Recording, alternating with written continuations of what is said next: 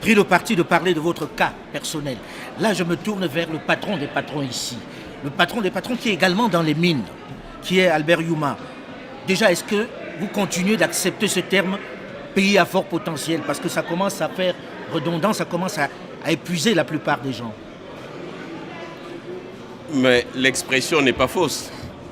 Le potentiel, il est là. Oui. Et je reviens même en disant oui, c'est un don de Dieu, c'est une réalité. Ceci dit, il faut qu'on arrête effectivement de parler depuis 130 ans de potentiel. Ta question, comment est-ce qu'on arrête de parler de potentiel pour parler de vraies richesses? Qui est la question de la plupart des Congolais. Hein, mais disent, bon, on entend tout ça, mais nous... D'accord, et ils ont raison. Je vais être comme toi provocateur. La première condition, c'est que l'extérieur, l'étranger, et je ne dirais pas les Occidentaux, arrêtent de nous mettre des obstacles. Ah bon? C'est la première condition. Là, on va vous répondre. Pourquoi à chaque fois on veut se tourner vers les étrangers pour parler d'obstacles? Nous ne sommes pas suffisamment grands pour contourner ces obstacles.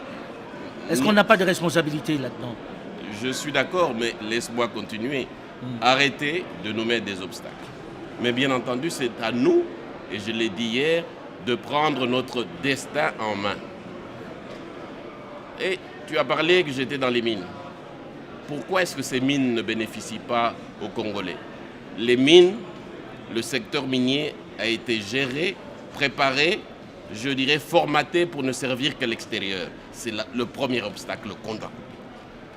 Les mines, on doit les réutiliser, les gérer pour que ça serve l'intérieur. J'ai dit hier, la première condition, c'est que nos dirigeants décident souverainement, et ce n'est pas une tautologie, de reprendre la souveraineté pour redonner la dignité à leur peuple. Stop. Nous allons gérer les mines en regardant les besoins du peuple congolais et en prenant en main ce que nous avons, l'outil, je m'excuse le mot, de contrainte vis-à-vis de l'étranger. C'est nous qui possédons.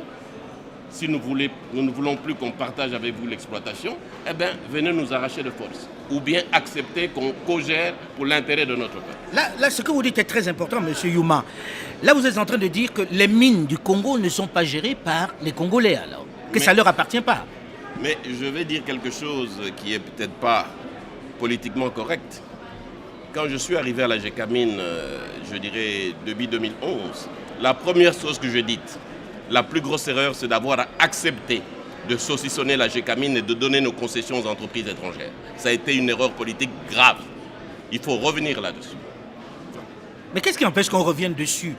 Est-ce que ça veut dire que les dirigeants qu'on a ici ne peuvent pas faire le choix de dire, bon, ça suffit, de faire comme vous dites, puisque vous êtes quand même le président du conseil d'administration de cette GECAMIN, est-ce qu'ils ont les mains liées ou pas? Cher Alain, je pense si tu suis l'histoire de la GECAMIN des dernières années, les différentes histoires racontées par les ONG, elles sont dues au fait que moi, président du conseil d'administration de GECAMIN, j'ai dit ça suffit.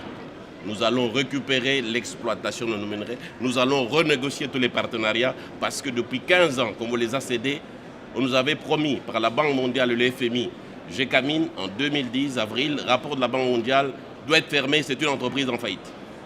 Le président Kabila a dit non et m'a nommé pour dire non. Et on a prouvé aujourd'hui qu'elle ne pouvait pas être mise en faillite. Mais pendant 15 ans, on n'a reçu ni dividende de l'État, ni impôt sur le bénéfice. Ça, on a donné nos ressources en nous disant que vous, Congolais, vous êtes incapables de les gérer. On va les gérer pour vous et vous donner l'argent. L'argent n'est jamais arrivé. Donc aujourd'hui, la responsabilité de nos dirigeants, c'est de dire oui, ça suffit. Nous allons suivre, non seulement pour la GECAMIN, mais pour d'autres secteurs, la volonté du peuple qui nous a élus.